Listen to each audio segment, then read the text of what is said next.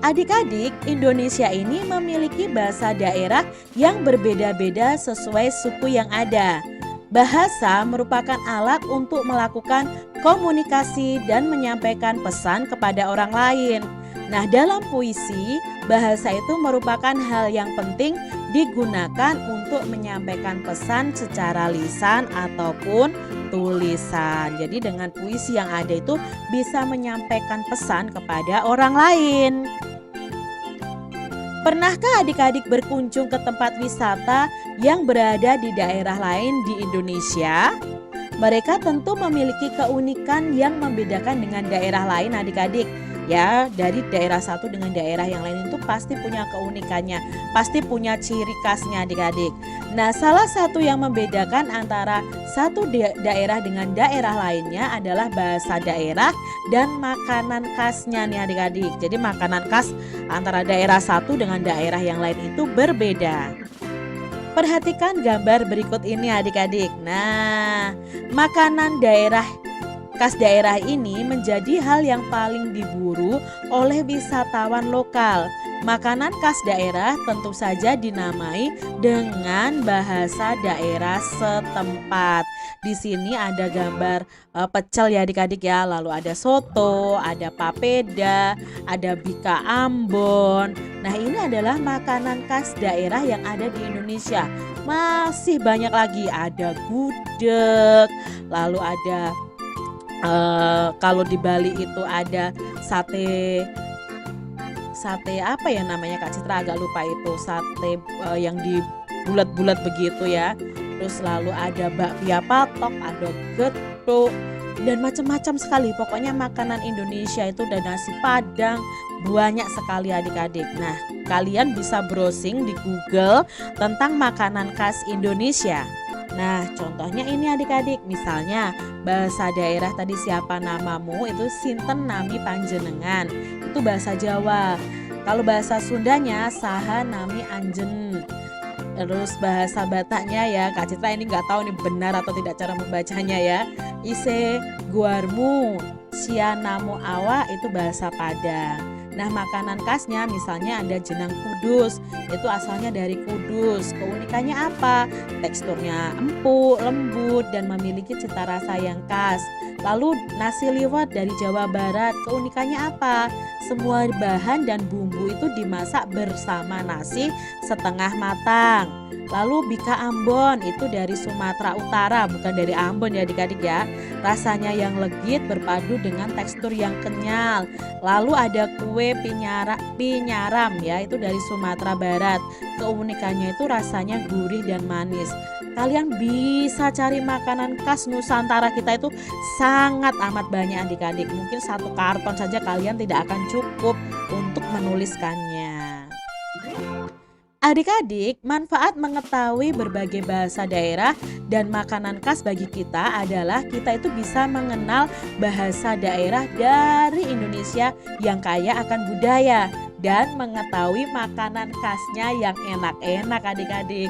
Kalau kalian doyan makan pasti sangat senang adik-adik mencoba makanan khas dari berbagai daerah di Indonesia.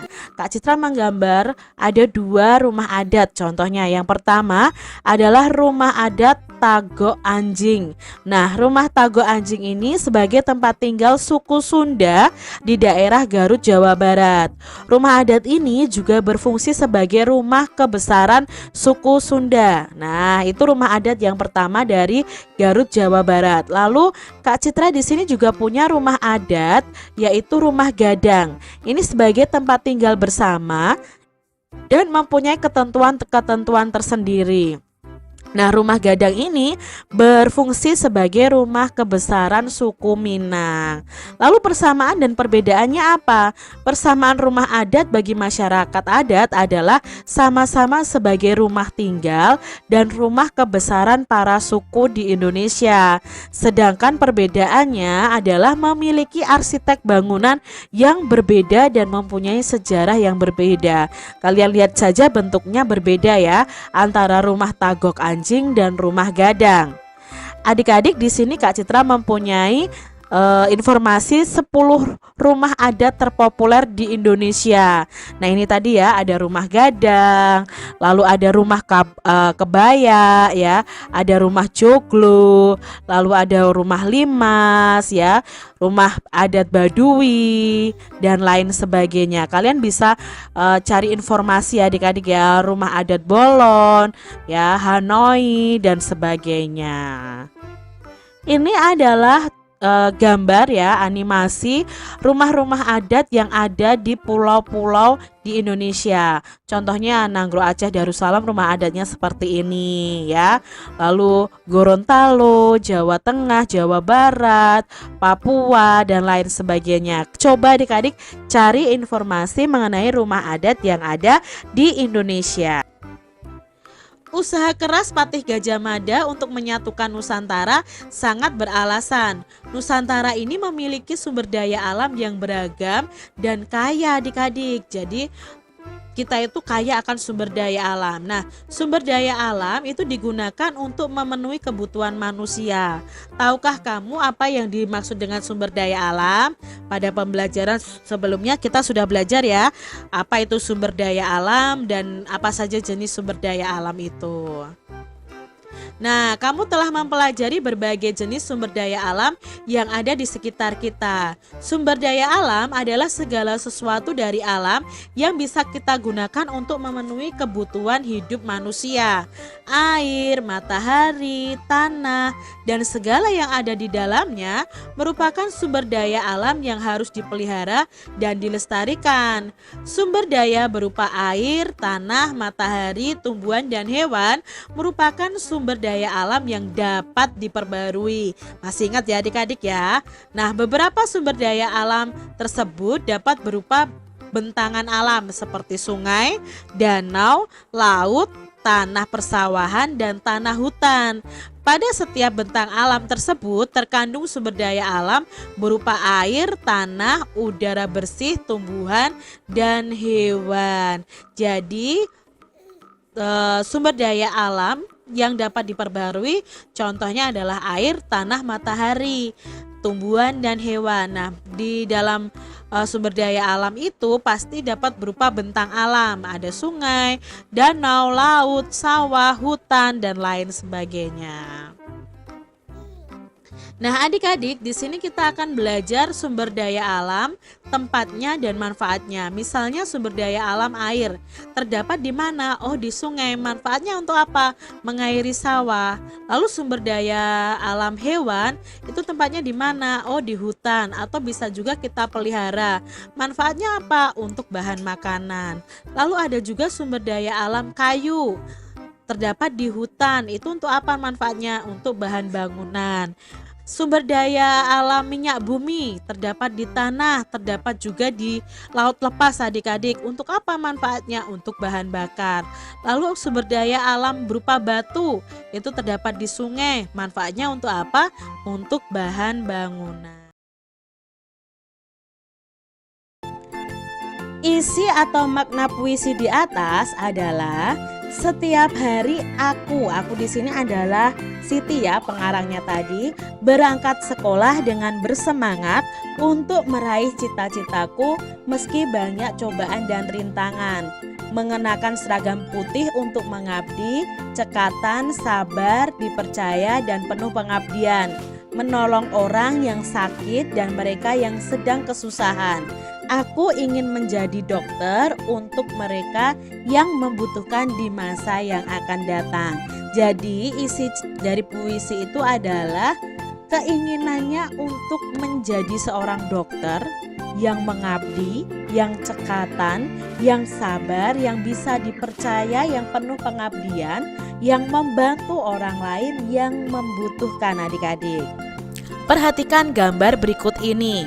Nah, lihatlah betapa gagah dan tegapnya polisi itu. Barisannya sangat rapi. Pernahkah adik-adik bertemu dengan polisi? Bagaimana perasaanmu ketika bertemu dengan polisi? Nah, polisi ini mempunyai tugas menjaga keamanan dan kenyamanan lingkungan masyarakat. Tugas yang mulia, bukan? Perhatikan gambar berikut ini. Kalian bisa menceritakan gambar-gambar ini kepada teman-teman kalian atau kepada keluarga kalian. Lihat gambar yang pertama, kedua, ketiga, dan keempat. Ini adalah gambar polisi yang selalu membantu masyarakat. Hal menarik apa saja yang kamu dapat dari gambar di atas adik-adik?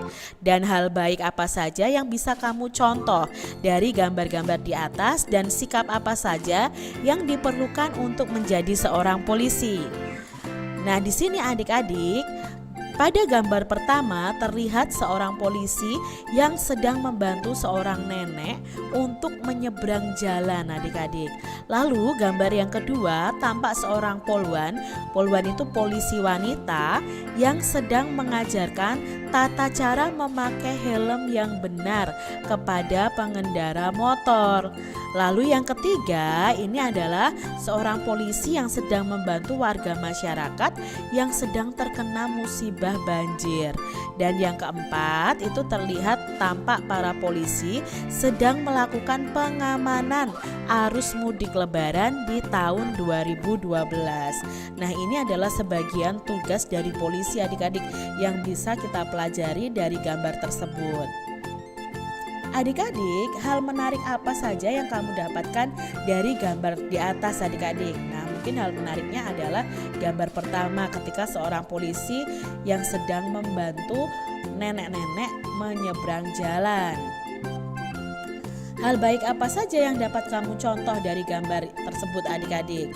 Nah, hal baik yang bisa kalian contoh dari gambar tersebut adalah ketulusan polisi membantu, kepeduliannya polisi ya, tanggung jawab dari seorang polisi. Itu hal baik yang bisa kita contoh dari gambar tersebut. Sikap apa saja sih yang diperlukan untuk menjadi seorang polisi yang baik? Nah, kalau adik-adik bercita-cita ingin menjadi polisi, sikap yang diperlukan untuk menjadi polisi adalah kalian harus disiplin, tanggung jawab, jujur, tulus, peduli kepada orang lain.